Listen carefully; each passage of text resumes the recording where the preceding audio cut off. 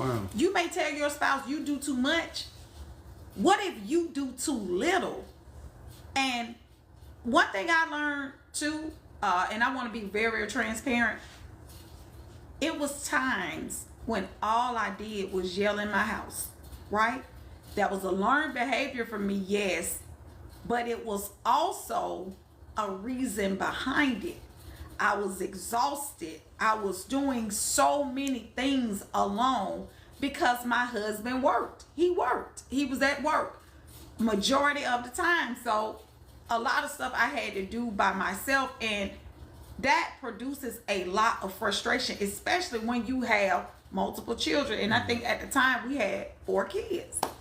And the kids already are demanding, and it just started affecting our marriage, affecting our intimacy. It affected everything because I was so drained, tired, miserable, depressed. You name it, I was that. Still going to church, still trying to, like fight against what I was going through. But I was literally going through it. But guess what? When my husband started hearing me, he started making adjustments and making my life easier.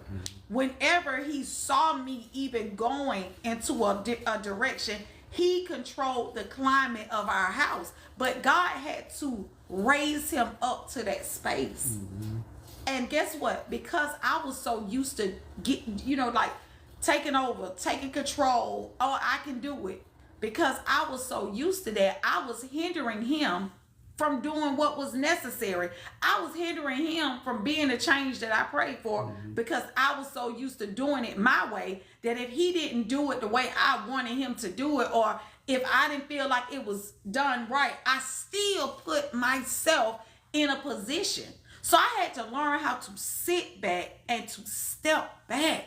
Even if I felt like he wasn't doing it correctly, let him do it because you're griping, you're complaining. And at that time, yeah, I think I was nagging because I was so frustrated. But when I began to step back and not try to be so hands-on in teaching him how to do certain things, he learned how to do certain things better.